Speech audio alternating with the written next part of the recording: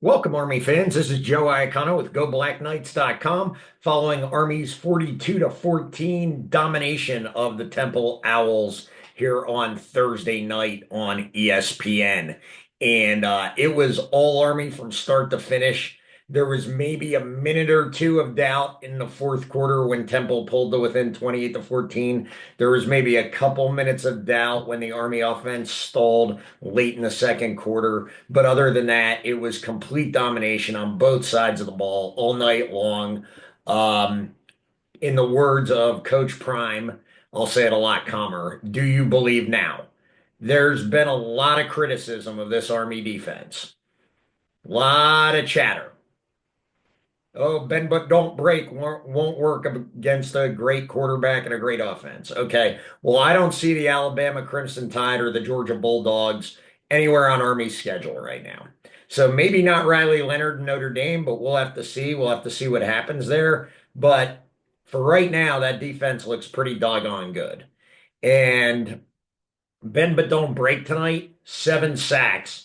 I honestly was surprised they left Simon in at the end of the game. They were going to get the poor kid injured, who was 29. Cash just annihilated him on Temple's last offensive play of the game. Nate Woody's defense had it going on all night. They blew a coverage on the touchdown by Temple on the first drive that ended up getting called back for a holding call, which was great. It was a legit holding call. Eric Ford was dominating that kid all night. Our defensive line in general dominated their offensive line. Uh, you know, there was a lot of chatter this week. Oh, Army is going to struggle with Evan Simon. He's a really good quarterback. He put up 45 points against Utah State. I told you guys, Temple's not a good football team. Just plain and simple. They're not good. I knew they couldn't stop the run, and they couldn't. Army rushed for over 400 yards. We'll get into the stats in a minute.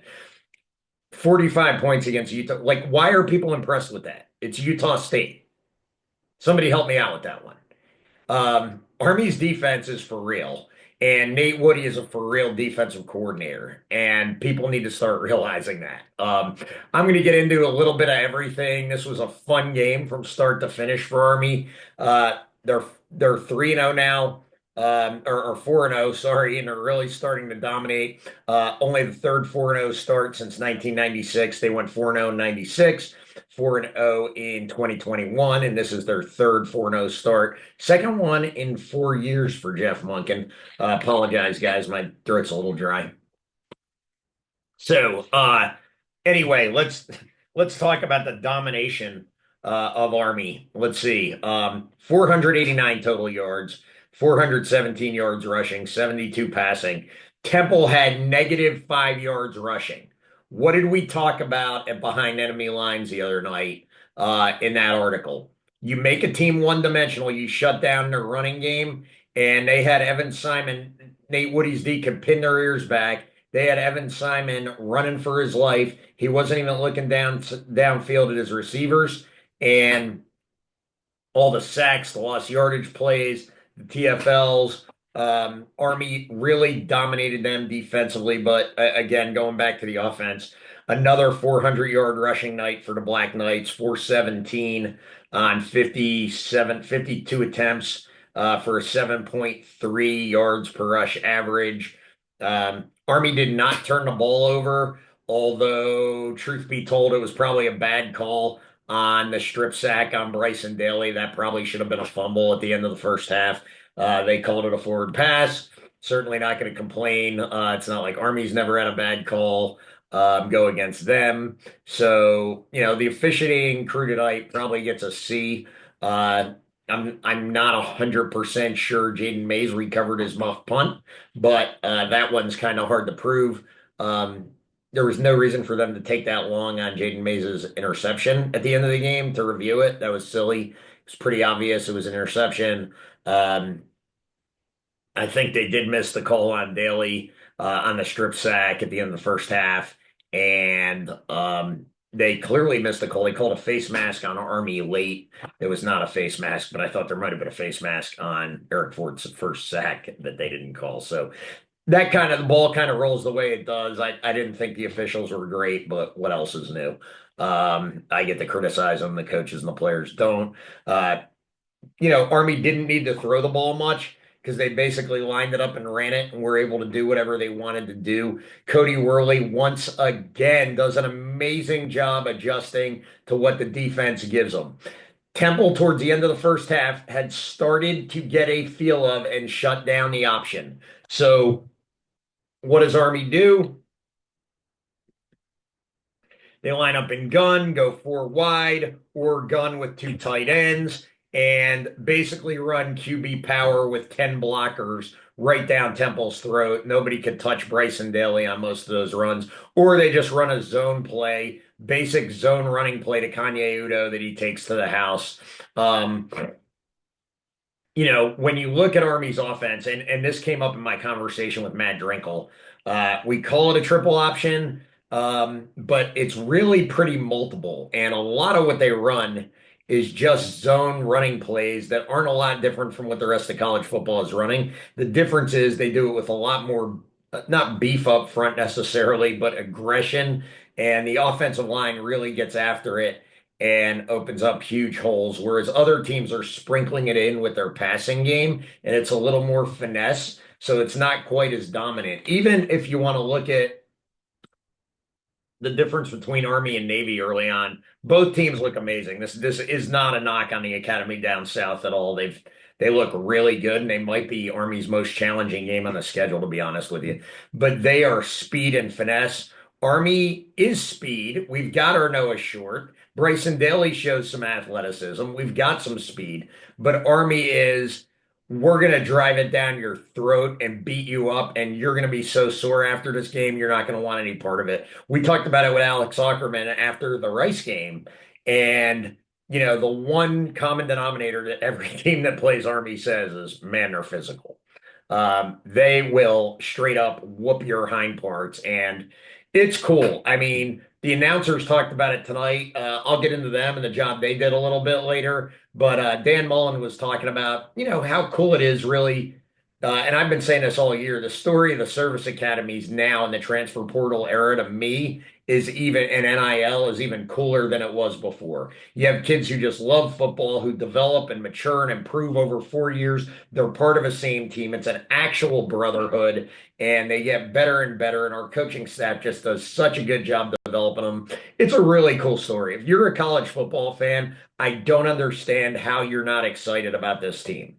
Don't get me started on triple option offense. We wouldn't want that at our school because no, I know you'd rather go 3-9 every year and suck and take all your transfer portal mercenary students and lose them after a year and get the quarterback from Holy Cross and bring him in and then have him leave in the middle of the season because he's not happy. You'd rather do that than have a kid like Bryson Daly who's stinking everybody's all American because anyone who run the option. No, we know you like losing. That's part of the problem with the fan base in this country right now.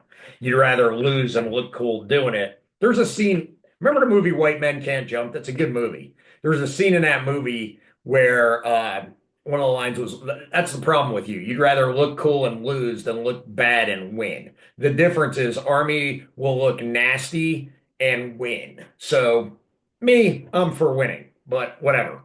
It's funny, the late night analyses, I know I get a little salty. It happens. This is what we do.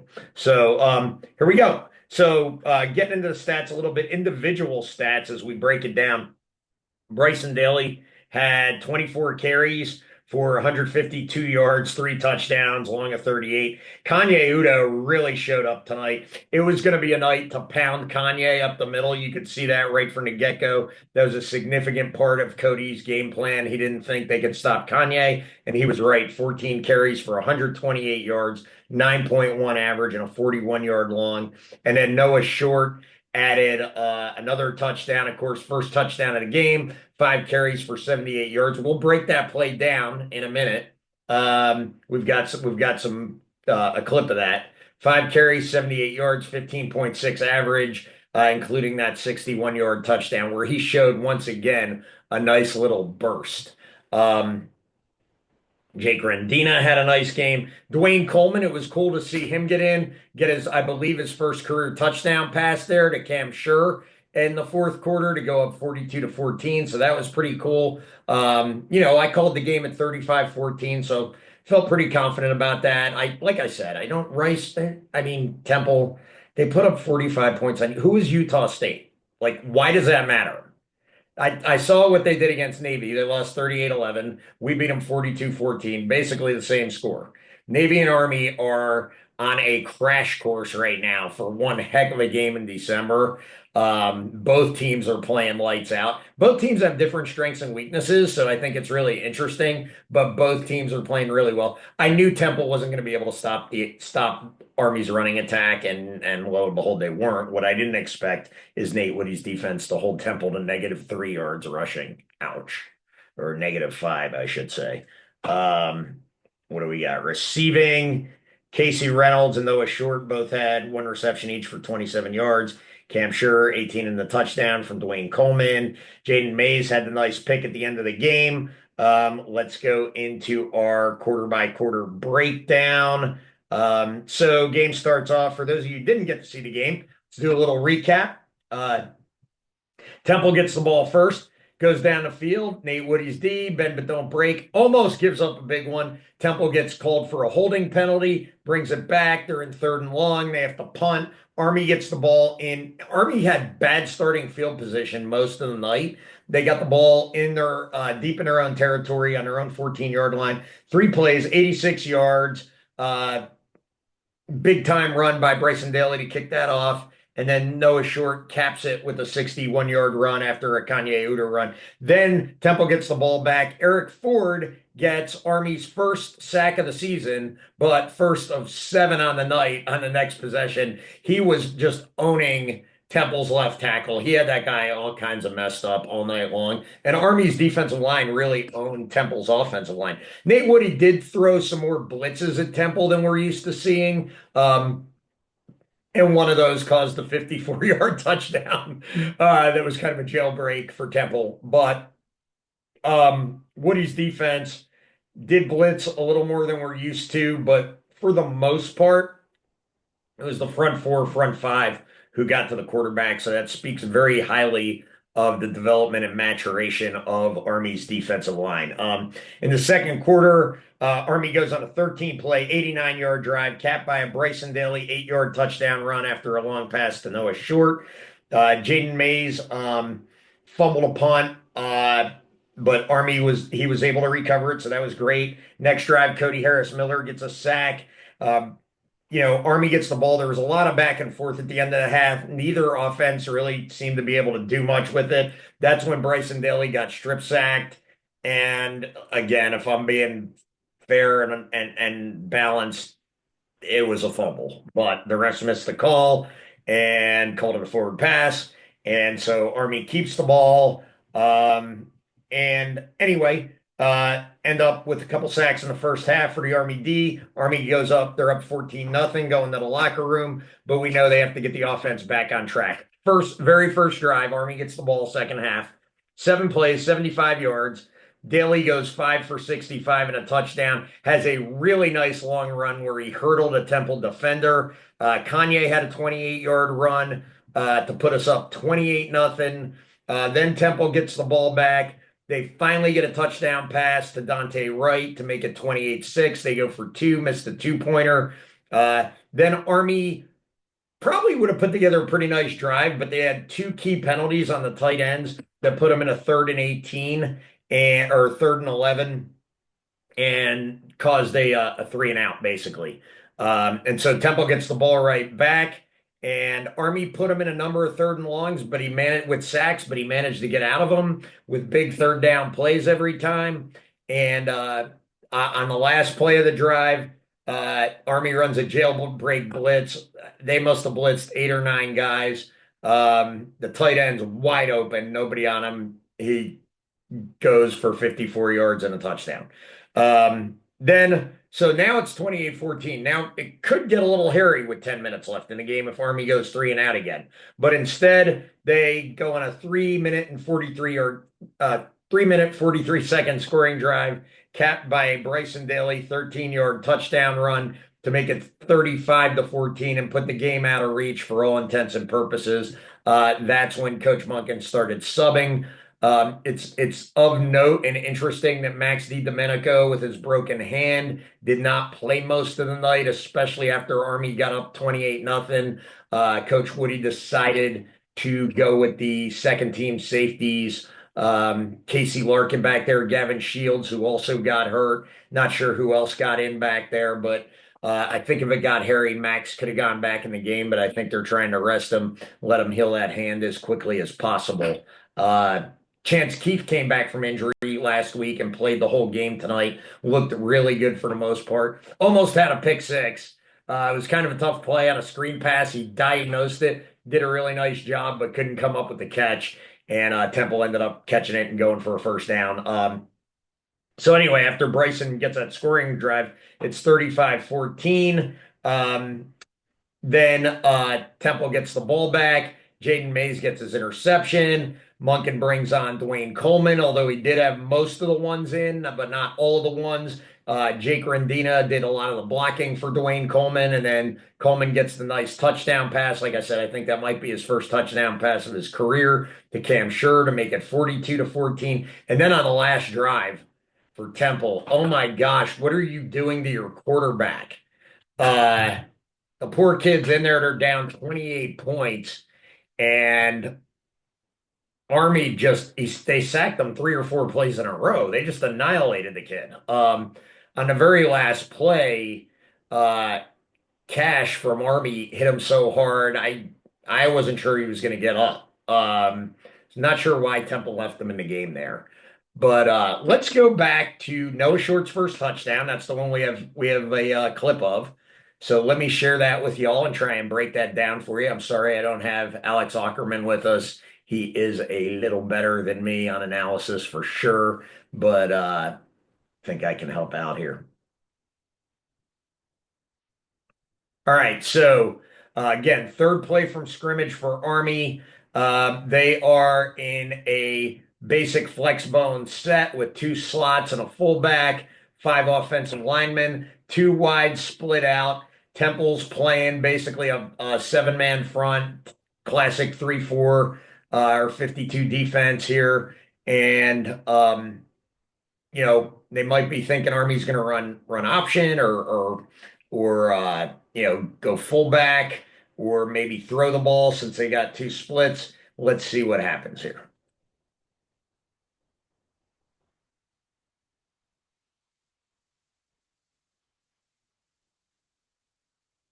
So Bryson reads it, makes the pitch to No Short. We got great blocks on the perimeter there, 3 great blocks on the perimeter. Short makes a great kind of giddy up there, a little bit of move to take it to the house. So that was really nice.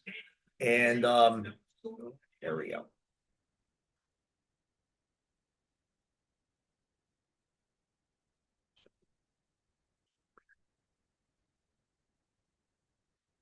Yeah, so Short makes a nice move on that touchdown, but what was really important, what I wanted everybody to see were the 3 great blocks on the perimeter. I think number 60, Connor Finucane was out there. Didn't see who had blocks on the perimeter, but they were all pretty strong. I think it might have been the slot back out there and the fullback, but looked pretty good. And Army's blocking, that's just kind of the unsung on most of Bryson Daly's QB power runs out of gun. He doesn't even get touched. He just like skates into the end zone with nobody touching him. I mean, you can't make it any easier than that.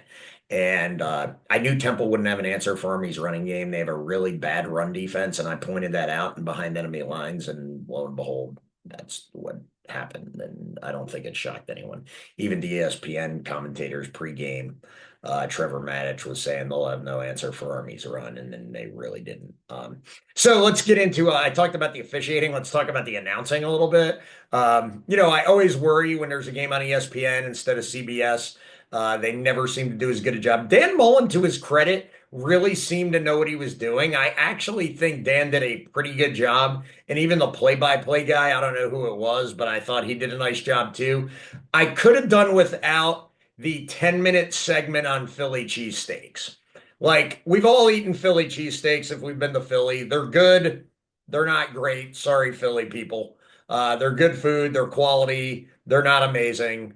Um, I guess Rook's has the best cheesesteak, which is awesome. We saw every human who works for Disney and ESPN eat a cheesesteak tonight. Really could have done without it. It was cool for about the first minute or two. Then it started to get really old and obnoxious. So anyway, that's just my rant for tonight. That something fun to pick on. Let's talk about Army going forward. So 4-0 in September against a pretty easy schedule, honestly. Florida Atlantic, Rice, Temple, Lehigh. None of them are world beaters. But what do you do when you're playing teams that aren't good? If you're a good team, you dominate them. And that's what Army did. Army has not had a squeaker. They haven't had a game be in doubt. They've scored on the first two possessions of every single one of their games this year and taken a 14-0 lead before the other team even really gets off the bus and knows what hits them. It's they keep doing that and don't turn the ball over. Got a little hairy there at the end of the second quarter today between the muff punt and the strip sack that wasn't called a strip sack. But if Army can keep from turning the ball over, they're going to be really tough to stop. The offensive line looks amazing. This may be the best offensive line I've seen at Army since 1996. It's a really, really talented offensive line. The skill positions, Noah Short is a dude. He could start at almost any G5 school in the country and maybe even some P5 schools for sure. Kanye Udo is a dude. Bryson Daly is a leader and a dude and really knows how to run this offense. And I think it's going to be really cool coming down the stretch, uh, seeing him and Blake Horvath go head to head. Really looking forward to that battle. Like I said, really different skill sets, but both great leaders, great quarterbacks. Actually, really looking forward to that one. It's funny, I don't normally speak kindly of the academy down south, but it's hard not to. And it's cool. You know what? The Army Navy game's better when both teams are good. So I'm excited about that. So let's see going forward, right? So now they get 9 days off, which is great. This has typically been the time of year, the last couple of years where Army has struggled. The really good 2021 team at Army was 4-0 at the end of September. Then they went out to Ball State. Christian Anderson was injured. They had to start Tyler. The special teams gave up kick return touchdowns right out of the gate to start the game. Army was down, I think, 14 or 21 nothing before they even knew what hit them. Now they have to go on the road to Tulsa. Noon kickoff. First Saturday in October. The injuries, you can tell they're starting to mount a little bit. Bryson looks healthy. Most of the offense looks healthy. But there's some guys who you can tell are a little banged up. Don't know who. I'm not going to sit here and speculate, but it's just that time of the season, right? So those guys are going to have to get healthy quick. The good news is Bryson will play, Kanye will play, most of the OL will play. Even if one of the starters on the OL's hurt, the second team guy can fill in and do great. But defensively, injuries are starting to mount to some key guys a little bit. Also, the thing a lot of people don't talk about, I could be wrong. I'm not a professor at West Point. I have some buddies who are. I guess I could check with them. I think midterms are next week. So that's always a challenge. So if there was ever a trap game, and I haven't studied Tulsa yet, I don't know much about them. I think they're 2-2 going into this weekend. They're certainly not great, but they're probably better than Temple. Um, it is a little bit of a concern. Uh, could be what people call a trap game. I don't love that term, but in my preseason preview, I picked Army to win the first four games in pretty convincing fashion, and I picked them to have a hiccup on the road against Temple. Not the Army teams impressed me even more than I thought they would. I'm not sure if I'll still pick Temple to win that game and behind enemy lines. Stay tuned. Um, but Army better bring their A game. This is the kind of game that they could lose. So they need to bring their A game. They need to go up early on Tulsa, just like they have on Temple and Rice and Florida Atlantic and Lehigh. They need to get out to an early lead and play Army football and let that defense, which is improving every single week, start to go to work. I believe in the defensive line now. Believe in those guys. They're playing good football. So, let's see what happens going into Tulsa. But if they can beat them, then they come back home for UAB and East Carolina. Also, two relatively challenging games. The month of October could get interesting. And if you follow Jeff Monken's tenure, the teams he's had that have done really well have had really good Octobers. The teams that have struggled have had poor October. So those three games, the three games in October before they get the bye before Air Force, are all really crucial. If Army can win all three of those games, they have a legitimate chance at contending for a conference championship because they'll only have two conference games left. Because remember, Army Navy's not a conference game. So, legitimate chance of going the distance in the AAC in their first year, but they got to get past October 1st. So, these next three games are crucial. This is exciting. It's exciting that Army's gotten to this point in the season. And man, it is a cool time to be an Army football fan. I'll tell you what. The schedule, the way they've been playing, the American Athletic Conference, uh, the kids have been playing great, the coaches have been coaching great, and they're such the antithesis to the rest of what college football is right now. Which I'm not saying the rest of college football is bad. I'm going to watch Georgia Alabama Saturday night and have a great time. It's going to be an awesome game.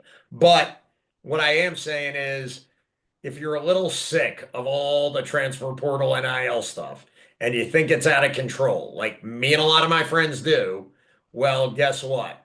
Army is a really cool team to get behind, and I highly recommend it. And I think they're a team that'll make you proud to root for them, and they play good old school physical punch in the mouth football. And who doesn't love that? It is they are the ultimate alpha male of college football. So, ladies and gentlemen, thank you. I've enjoyed chatting with you tonight. I really enjoyed the game. I hope you guys did. Feel free to comment. Like I said, I know I get a little saucy on late night. Don't worry, there's no beverages or anything in there. This is just me being excited and being a little tired. But feel free to comment on any of my analysis, see what you think. Always love hearing the feedback from the fans. GoBlackKnights.com will have great coverage. My cohort, Gordon Larson, will have his Monday morning quarterback article on out there for y'all. Don't know if it'll come out on Monday or if we'll put it out earlier because of the Thursday night game. And I'll have my behind enemy lines ready for Tulsa. All right. Thanks, guys. Have a great night. Go Army, beat Navy, and beat Tulsa.